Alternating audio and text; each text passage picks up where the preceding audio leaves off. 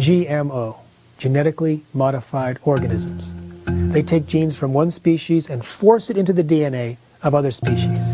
And they can mix and match between species that have never normally mated. So they have spider genes that they put into goats in the hopes that they can milk the goat to get spiderweb protein to make bulletproof vests. I'm not making this up. They've taken cow genes and put them into pigs so that the pigs have cowhides. They've taken human genes and put it into corn to make spermicide. And for the food we eat, there's two main categories. The herbicide-tolerant crops, they can spray them with herbicide and not kill them, or the pesticide-producing crops that produce their own toxic insecticide that if a bug bites those plants, it breaks open the stomach and kills them. So they're completely swapping genes between the normal species barriers, creating new organisms that were not part of the evolutionary process. The general public has the impression that genetic engineering is somehow a precise science. More accurately, it's submicroscopic shooting from the hip. The very process of genetic engineering creates unpredicted side effects. You take a gene and make millions of copies, and then put them in a gun, literally, and then shoot that gun into a plate of millions of cells. And then you clone those cells into a plant. Typically what they will put onto that is a virus or a part of a virus in order to turn that gene on. Now the process of insertion plus cloning creates massive collateral damage. There can be hundreds or thousands of mutations up and down the DNA, and hundreds or thousands of genes can change their levels of expression in the naturally functioning plant. This creates unpredicted side effects. From a biophysics perspective, when we look at the signature now of that entire gene sequence, it's foreign. It does not exist anywhere in nature. And therefore our immune system, which is truly a grand electromagnetic sensor system, looks at that material, that gene sequence that is supposed to be food, whether it's soy or corn or whatever it might be, looks at that and says, I've never seen that sequence ever. It doesn't exist in nature, it's foreign, it attacks. It creates an inflammatory reaction and attacks that sequence. What if we could produce more yield on the same amount of land? Squeeze more water from a single raindrop? Conserve natural resources while caring for the environment? Protecting the food supply, making it safe, making it nutritious is one of the most fundamental duties of government and then of course of FDA. When you think about the importance of food to public health, to the health of people, there's really nothing more fundamental. The current FDA policy on GMOs, created in 1992, says that the agency is not aware of any information showing that GMOs are significantly different. Therefore, no safety studies are necessary. It turns out that in 1998, a lawsuit forced 44,000 secret internal memos into the public domain, and they showed a different story. As I combed through those 44,000 pages of memoranda and other documents, I was shocked because it became clear that the FDA had been lying repeatedly since 1992 because they claimed that there was an overwhelming consensus within the scientific community that these foods are safe. But the overwhelming consensus within their own scientific staff was exactly opposite. These foods could not be presumed safe. The overwhelming consensus among the scientists working at the FDA were not only that GMOs were different, but that they were dangerous.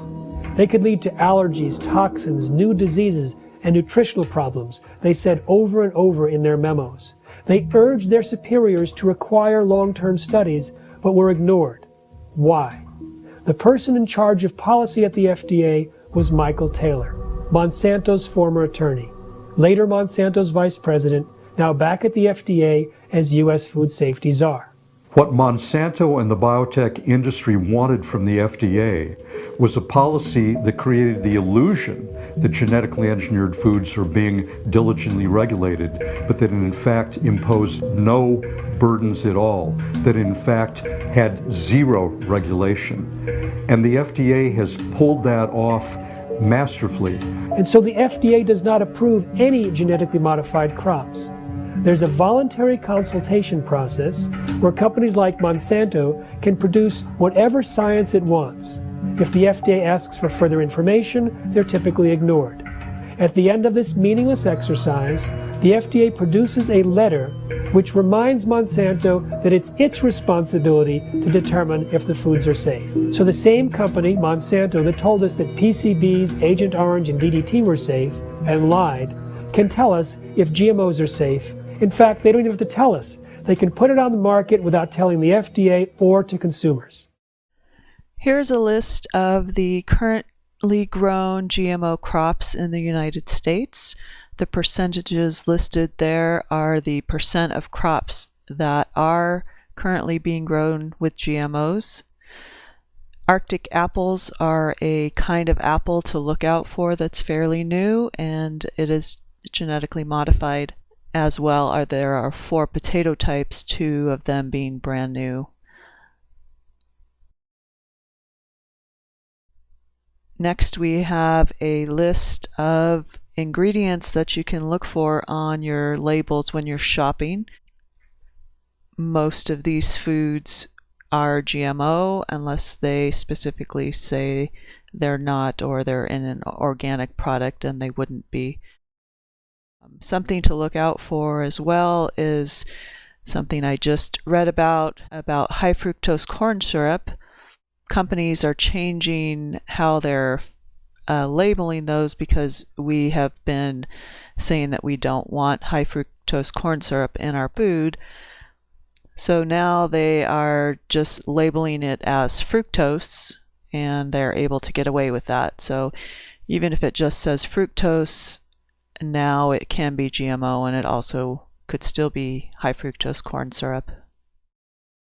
The vast majority of genetically modified crops are engineered to make it easier for farmers to kill weeds. For example, Monsanto's Roundup Ready crops, which comprise most of today's GMOs, can survive applications of Monsanto's best-selling weed killer, Roundup.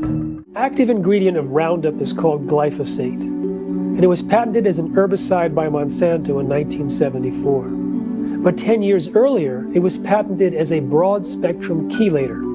Now, chelation is the molecular level of hugging and not letting go. The way that it kills weeds is it makes the nutrients unavailable to the plant, so it weakens the defenses of the plant. Then it promotes the diseases in the soil, which end up killing the plant. Now, this means that plants treated with Roundup have a reduction in available nutrients. They're weak and they're sick. The animals that eat the nutrient-deficient plants, they become nutrient deficient and weak and sick. Then we eat the animals and the plants that are nutrient deficient, and we may become weak and sick. In addition, the residues of the Roundup in the plant can end up in our bodies where they can chelate, hug some of the nutrients that are in our bodies, making them less available as well. In areas, very often right to the row specifically where the glyphosate was applied, those plants are getting sicker earlier. Tissue tests are documenting deficiencies in manganese, copper, and zinc. As a result, the food is less nutritious. It's showing up in the animals, and glyphosate use is doing it, and it's following and working its way right up the food chain. As a result of the loss of beneficial soil microorganisms, not only have the yields gone down, but there has been a dramatic increase in the rise of crop diseases, which are infecting corn and soybeans in the U.S. We're sacrificing, our soil just because it's an easier way to farm, and trying to convince ourselves it's more economical, but it's not. I'm seeing neighbors' fields who've been doing this stuff for 15 plus years. They can't get rid of a lot of weeds now. These weeds are getting resistant to the glyphosate herbicide, so farmers are upping rates, more herbicide. But then all of a sudden that's not doing it anymore, so you have to switch herbicides. So now the soil is just more and more full of poison. So there's going to be more sickness in that field. It's going to be more susceptible to diseases, insects. We won't make it through drought periods as long. the same crops side by side right across from each other, the natural plants are going to make more over time. And you have a soil that you continue to poison, nature's going to win. In 2006, Cornell University released a study on soil degradation that stated by the year 2050 that 30% of the land that's already cultivated will be unfarmable. Now, the thing about Roundup and glyphosate is that it stays in the soil for months or years, and it continues to cause the reduction of available nutrients and the promotion of these diseases. And so people like Dr. Don Huber from Purdue University, have identified more than 40 plant diseases that are on the rise in the U.S. because of the overuse of Roundup and other glyphosate-based herbicides. Now, it pulls these nutrients out of the food supply for months or years. According to Reuters, in 2007, there was about 184 million pounds of glyphosate herbicide used in the United States. Now, that's one of many, many years, hundreds of millions of pounds, which means hundreds of millions of pounds of nutrients have been tied up and taken out of the food supply. Here are some of the things that glyphosate exposure has been linked to. And though this is mostly about GMOs and glyphosate, I also thought that this was a good slide to put up showing the amount of pesticides that are found in many of the foods that we enjoy and why it's important to try to get organic of these foods. So the numbers indicate the number of pesticide residues found on these. They include carcinogens, hormone disruptors, neurotoxins, developmental or reproductive toxins, and honeybee toxins.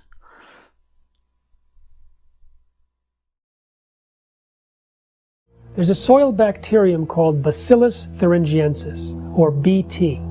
And if you take that bacteria and gather it up and use it as a spray, the BT toxin produced by the bacteria will kill insects. So engineers take the gene that produces the toxin and insert it into corn and cotton and allow the plants to do the killing. Every single cell within that plant is producing a toxic protein. BT is designed to break open the stomach of insects and kill them. So when the doctors hear about this, that BT corn was introduced into our diet in the mid-90s, they say this may explain the increase in gastrointestinal problems that they're seeing in their practice. But the EPA says, don't worry about BT toxin. It's completely harmless to human beings and animals because it only affects insects. However, a study that came out in February 2012 showed that the EPA got it wrong. It does break open little pores in human cells, and it might cause the same kind of disruption in our guts as it's causing in the insects that it kills.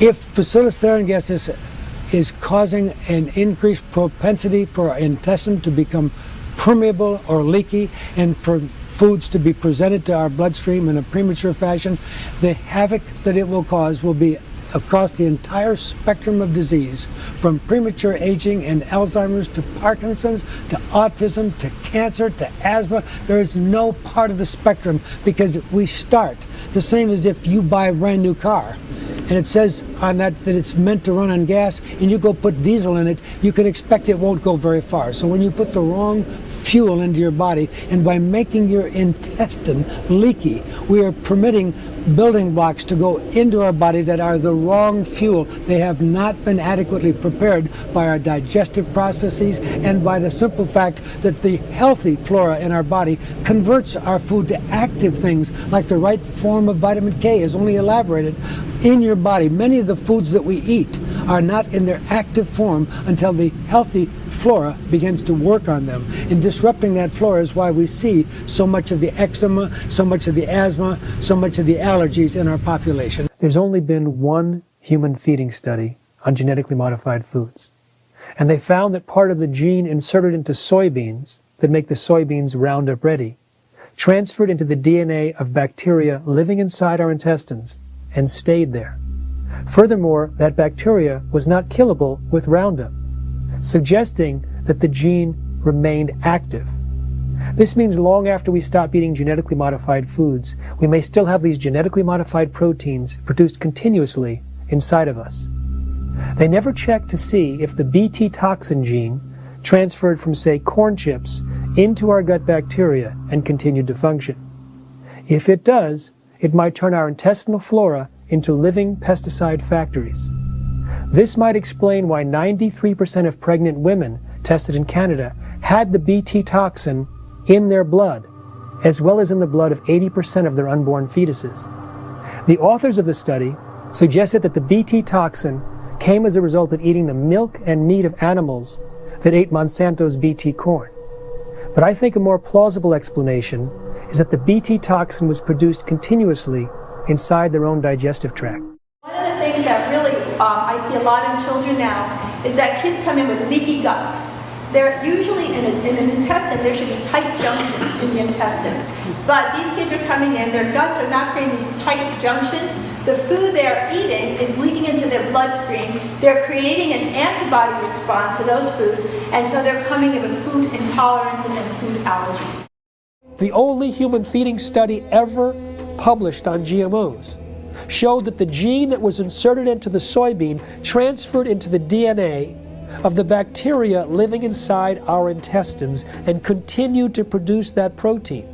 So if it happens to be an allergen and you're allergic to it, you may be continuously triggered over and over again by the production of that allergen from within inside your own intestines.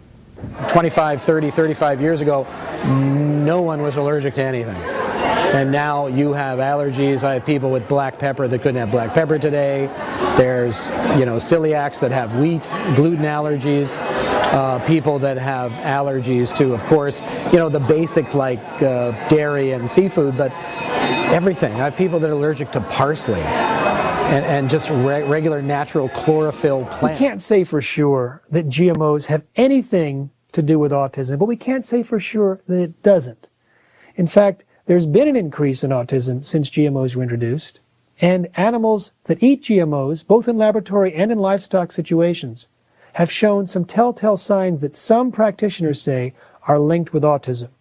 Studies with pigs showed the allergy response from the GMO food reproduced all of the physiological changes that we see in the intestine, and the inflammatory response in the stomach to those foreign proteins that we see with autistic children. When I reported this in a symposium in Germany, I had a doctor that has spent his entire career working with autistic children. He came up and asked me a few questions. When I reported exactly what we were seeing symptom-wise, behavioral-wise, with the rats and with the pigs and with the cattle that are being fed GMO versus non-GMO, he said that's exactly what we're finding in our autistic children. And why, when I could modify the diet of an autistic child 10 years ago and have a very excellent response and remediation and recovery, why I'm not getting that response now, because we're no longer able to change that microflora back, because we're continuing to feed our GMO contaminated food to our children. Many of the diseases that we deal with, in fact, most of the diseases that we deal with have as a source inflammation. Many of them, the source is inflammation in the gut, which is, of course, the first interface between the body and any kind of food, including GMO food. In 1996, genetically engineered soy and corn were introduced into the American diet. Since then, numerous digestive disorders related to gut inflammation have been on the rise in the U.S. population. Is this just a coincidence? But inflammation creates additional serious disorders unrelated to digestion. So I think we should probably look at allergies. I'm sure we should look at autoimmune diseases and, basically anything that's related to inflammation. Heart disease, kidney disease, diabetes, it doesn't stop. Thyroid disease. An agricultural consultant describes an experience he had with a client who was raising miniature steers on a hobby farm. He was trying to be as organic as possible, and so he was feeding them a non-GMO corn. And he had run out of his corn, so he went to his supplier, and they didn't have anything but GMO corn. And so he started feeding his cattle GMO corn, and he said suddenly he noticed that his steers were having a lot of illness problem. They were getting really agitated, irritated. They just weren't the normal, calm, docile creatures he was used to. He said he lost about 90% of his miniature steers. What the problem was is, I guess he said that they weren't able to process the food correctly, and they would bloat up and die from it. A farmer got a call from an excited friend who had recently switched to non-GMO corn for his large pig nursery. I was surprised that he was so worked up. He was just stammering something terrible, trying to explain to me what he wanted to talk about. The farmer said the pig's disease and medicine costs came way down. Feed intake went up, and the pigs were happier and more playful. Actually, he says, we've seen things change on about the third day. But he says, my brothers and I walked into barns and we were all admiring how things were a little different. And he says, we laughed. Well, it's probably that non-GMO corn. He says, we kind of chuckled about it. And he says, we kind of just wrote it off. But he says, we realize now that after 2 to 3 days, we started seeing that change. And he says, by the time I called you, which was day 11, he says, it was dramatic. The family had been struggling with high disease rates for more than 12 years, ever since they introduced genetically modified corn. But it was only after they witnessed the recent improvement in their pigs' health and behavior that they realized the GM corn was the source of the problem. A pig farmer in Denmark switched to non-GMO soy in April 2011. Within 2 days, the piglets' serious and sometimes fatal diarrhea virtually disappeared. After switching, disease rates plummeted. Death from ulcers and stomach-related sicknesses disappeared, as did a string of horrible birth defects. Conception rates and litter size also increased. Monsanto talks about feeding the world. This is their PR concoction. Let's take a look at what's happening in India. They took over the cottonseed industry and are forcing millions of farmers to plant their Bt cotton. Now, cotton is engineered to produce an insecticide which breaks open the stomach of insects and kills them. The normal natural Bt is found in soil bacteria. When that's used as a spray, in the Pacific Northwest, for example, for gypsy moths, about 500 people complained of allergic and flu-like symptoms. Some had to go to the hospital. Now in India, thousands of workers are complaining of the same symptoms. Many are getting rashes, and many are itching. Farmers have been complaining that they have itching. When they grow, they go to pluck, they have itching sensation. ఈ బీటీలో పనిచేసే ఎవరైతే కూలీలు ఉన్నారో వాళ్ళకి ఆ పని చేసేటప్పుడు allergies రావటం మేము గమనించడం జరిగింది. అదే నాన్ బీటీలో పనిచేసే వారికి అందులో ఎలర్జీస్ అనేటివి ఏమి రాదు. In India, they allow animals to graze on the cotton plants after harvest. They've had no problem for years. When they introduced Bt cotton, however, they noticed that thousands of animals got sick and thousands died. There's a small organization called Deccan Development Society that pleaded with the government to do tests on the Bt cotton to see if it was causing the animal deaths. They went to the government, they didn't follow through. They went to universities, they didn't do anything. So DDS did the study itself. They took 9 sheep. 6 were eating either Bolgard 1 or Bolgard 2 Bt cotton, 3 non-GMO cotton plants. So within a month, all the animals which ate on Bolgard 1, Bolgard 2, they died. And the animals which ate on non-Bt, non-pestle managed cotton are still alive and are still active. I visited a village in Andhra Pradesh. They had allowed their buffalo to graze on cotton plants after harvest for years without a problem. They allowed their 13 buffalo to graze on Bt cotton plants for a single day. Within 3 days, all 13 buffalo were dead. We know that the crops that are genetically engineered have unpredicted side effects. This can not only affect health, but also the agronomic properties. The Bt cotton grown in India is extremely unreliable. Sometimes it works, sometimes it doesn't. But there they have no safety net. Millions of farmers have invested money in the more expensive seeds and associated chemicals. Many have borrowed heavily at high interests. When the cotton doesn't work out, many of these farmers cannot even pay back their high-interest loans. The number of farmer suicides as a result is astounding. High-cost seed with unreliable performance is what is getting farmers into debt, and debt is what is causing the farm suicides. All our studies over the last decade show that the suicides are concentrated in the cotton areas, and in cotton, much higher suicides in the BT cotton belts. My assessment is 250,000 farm suicides in this country, of which at least 3/4 is BT land.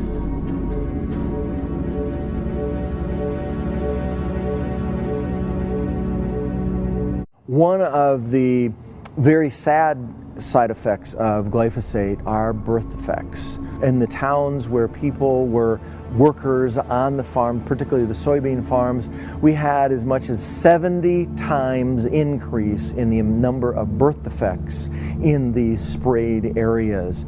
And in fact, research of looking at studies around the world show that glyphosate is in fact genotoxic, which means it does directly cause birth defects. And that doesn't necessarily mean exposure directly to the body. In other words, the person was underneath the sprayer and got sprayed. So exposure can also be ingestion, because that is an exposure of the body to glyphosate. Lab animals fed Roundup Ready soy have had serious reproductive disorders. In mice, the testicles changed, including damage to the young sperm cells. In rats, there were changes in the uterus and ovaries. The DNA functioned differently in the embryo offspring of mice. When female rats were fed genetically modified soy, more than half of their babies died within 3 weeks. The babies were also smaller and could not reproduce.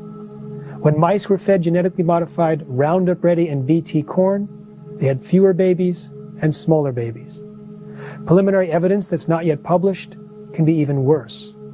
In rats, the testicles changed from pink to blue. In hamsters, by the third generation, most lost the ability to have babies. Some had hair growing in their mouths. This is astounding research, and yet it's never followed up. Typically, the industry distorts or denies the findings, pretending that there's no problem. Where we used to have one fertility clinic for people, we now have an average of 14. In our community, where I live, within 100 miles of my house, there's 50 infertility clinics. 20 years ago, there probably wasn't any. One of the ladies in our local community that works in a hairdressing shop where the ladies get to talking and this type thing anyway, they just accept the fact that to bring forth one healthy baby, and they may have 1, 2, 3, 4 miscarriages before they finally have one that takes. So what does that all mean long term? I don't know. It's scary. We just know that fertility is declining. There may be other reasons. I don't know the answer to that. But in the livestock world, we definitely know that there is a decline. Here are 2 studies that show a possible link between GMOs and endometriosis and uterine issues. The first study is a Brazilian study published in 2009. They fed female rats GM soy for 15 months. They showed significant changes in the uterus and reproductive cycle compared to rats fed organic or non-soy diets. The lining of the uterus had a greater number of cells than normal, and the ovary glands were dilated. Dr. Ewan said that if women had the same changes and thickening of the uterus lining, it might increase the risk of retrograde menstruation, which can cause endometriosis. Another study done in Australia and published in June of 2013, they fed GM corn and soy to pigs for 23 weeks. Half of them were fed non-GM corn and soy that were conventionally grown. There were significantly higher rates of severe stomach inflammation and a 25% heavier uterus in relation to body weight for those fed the GM food. Endometriosis seems to be growing, since 50% of women with infertility have endometriosis, and infertility rates are up greatly than they used to be. Could GMOs be contributing to the rise in endometriosis? We've seen smaller babies, a death rate that's 5 times that compared to controls. Sterile babies, even babies with hair growing in their mouths. And this has been done by government scientists as well as independent scientists who are at the top of their field. Pay close attention to what you are about to see. These rats have been fed with transgenic corn during their entire life cycle. The tumors they suffer from are enormous.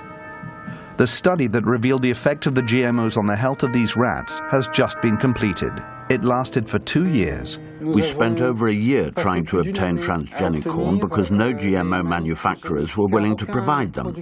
This is because Monsanto requires contracts to be signed stipulating that the seeds must not be used for testing. We wanted our study to be independent.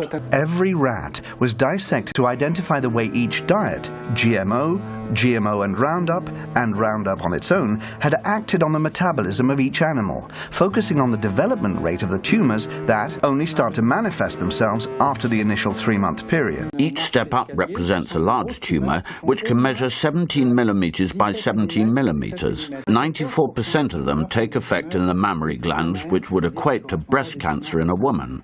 We are faced with renal tumors for the males. Some males also suffer from mammary tumors. One could have thought that the main cause of death was coming from the pesticide added to the corn.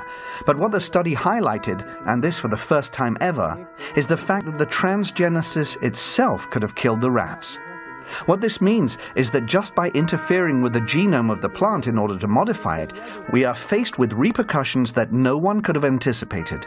This is enough to make us reconsider all the scientific precepts that led to the creation of GMOs. We realized that GMOs without any Roundup residue were responsible for an increase in the death rate of females and of some males. This is the GMO that is being eaten by the Americans, but also the GMO that has been approved for importation by European agencies, and that contaminates our food.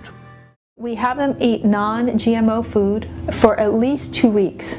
At least 2 weeks before trying to conceive, preferably longer, because we know that if mom doesn't, that any gene changes that can be passed on to the baby can be passed on to future generations, and it's a new field of genetics called epigenetics, and that's what I'm worried about. That I thought in the old genetic days, we thought that genes weren't so mutable, and we now know that's not true. That they can change expression and quickly, and it's passed on. If the mother eats the genetically engineered foods, it is going to affect the development and the growth of her child. It's one more factor to throw into the uterine fluid that is not good, and it will cause disaster in time. Here's something disturbing that I think a lot of people haven't heard about. The crops that you see listed here are generally dried out before they're harvested. Farmers have learned that by spraying the crops with glyphosate, it will kill them, which then speeds up the drying process and allows them to harvest much sooner. But they're sprayed only days before they're harvested, so all of that glyphosate is still on them, thereby ending up in our food. After much prompting from the public, the FDA finally did testing for glyphosate in foods, and here are the results that were found. 0.1 part per billion, you don't want any more than that in your food. If you look at Cheerios, it has 1,125.3 parts per billion, and as I said, 0.1, you don't want any more than that. So as you can see, because Cheerios are made with oats and they're one of the crops that are desiccated with the glyphosate right before harvest, you can see the result of that. Even some foods that are considered organic, like the organic Promise Kashi, has 24.9 parts per billion. So it's something that you need to be considered if you are eating one of those crops. The FDA also tested samples of honey from around the country. They found levels of glyphosate in every single sample that they tested. Glyphosate has also been found in samples of air, water, rain, blood, urine, and breast milk. So it's very important if you're pregnant or breastfeeding to eat organic food, because otherwise you're feeding your baby herbicides. So related to that, if you consider dairy cows, that generally all their food is GMO now, and it's all heavily sprayed with glyphosate, that their milk too is going to contain levels of glyphosate, and probably higher levels than even breast milk. So if you consider all of the milk that you're drinking, the ice cream, the sour cream, all of those dairy products, unless you're buying organic versions, they more than likely contain glyphosate and GMOs. The system has done a very, very good job of educating people into the need for GMO grains, because we can't feed the world. It's just the opposite. I just finished the season in my community where we're running trials and putting in test plots for corn. We're doing better than the GMOs, hands down. The mythology that somehow the people of the world are starving because there's not enough food is very strong and has been drummed into us for 30 years now, 40 years. In fact, there's over 1.5 times more food on the planet than we need for every man, woman, and child. Even Josette Sheehan of the World Food Program admitted at the height of the food crisis that the problem wasn't lack of food. There's plenty of food. People couldn't afford it. One huge problem with the GMOs is that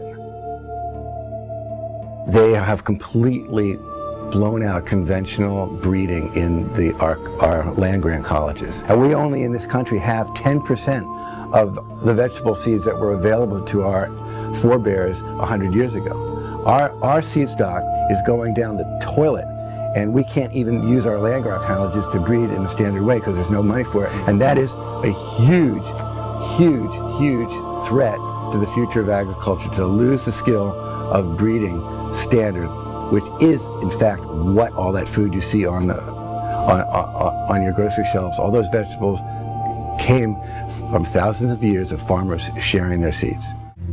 People always ask me, can we reverse the damage from eating a genetically modified diet? Well, mice in an Italian study give us some hope. They were fed genetically modified soy for 8 months and showed damage to their livers, pancreas, and testicles.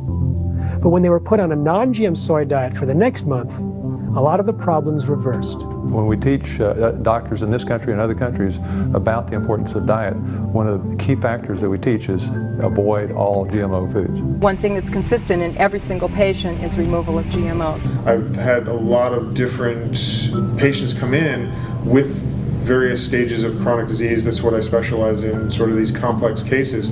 And by changing the diet around, changing their nutritional status, a lot of the things that they come in with literally just go away. Of course, GMO isn't the only thing that I do. I would never just do that. I use whatever works for patients individually. We look at what they're eating, and we take out the genetically modified foods and the industry foods, and they all get better. So it pretty much takes from 2 days to 2 to 3 months, and some people continue to recover over a couple of years, but it never doesn't work. Here's a great little chart showing you the difference between organic versus non-GMO labeling. While it's great to have the non-GMO project verified on your packages, that unfortunately does not mean that it has not been sprayed with pesticides or herbicides, including Roundup. As you saw in the desiccated crops slide, crops like wheat and oats can be sprayed right before harvest with glyphosate in order to speed up the harvesting process. If you want to be certain that there's been no pesticides or herbicides sprayed on your food, then you need to choose organic. How do we get rid of genetically engineered foods? It's much easier than you think. And we don't have to ask the government for a bailout. We can do it ourselves. In Europe, when they achieved the tipping point of consumer rejection at the end of April 1999, within about a week, most major food companies committed to stop using GM ingredients. they had become a marketing liability. In the United States, as parents became aware of the cancer link to bovine growth hormone, it was kicked out of most American dairies. How many Americans will it take avoiding GMOs to create a tipping point in the United States? We think only 5%. Why? If the same food companies that already kick GMOs out in Europe see even a small drop in market share in the United States that they can directly attribute to anti-GMO sentiment on the rise here, they will get rid of it here like they already got rid of it in Europe. It becomes a food industry sell signal, getting rid of GMOs, and we can do it ourselves.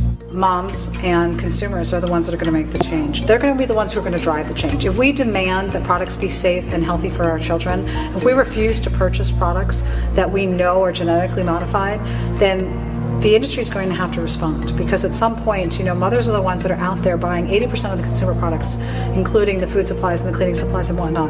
And if we stop supporting those companies that are doing this, then they're going to feel it in their pocketbook, and unfortunately, I think that's where it really matters to them. It's the most dangerous thing facing human beings in our generation. Should you be concerned? I should think you'd be scared silly. Not only for your children, but for you. Why do you think so many people are sick now? We cannot tolerate what's going on any longer. We must stand up and be counted. We must write our politicians. We must talk to the people at the store and say, I'm not going to buy it unless it says not genetically engineered. If you would like to get more in-depth information about this subject, please watch Genetic Roulette, The Gamble of Our Lives, and Seeds of Death, Unveiling the Lives of GMOs. Both of those documentaries are where I got most of this information. Also, the website responsibletechnology.org is a great resource for shopping guides and letters that you can send to grocery stores and your legislators to tell them that you do not want GMO in your food. And they have a lot more information as well.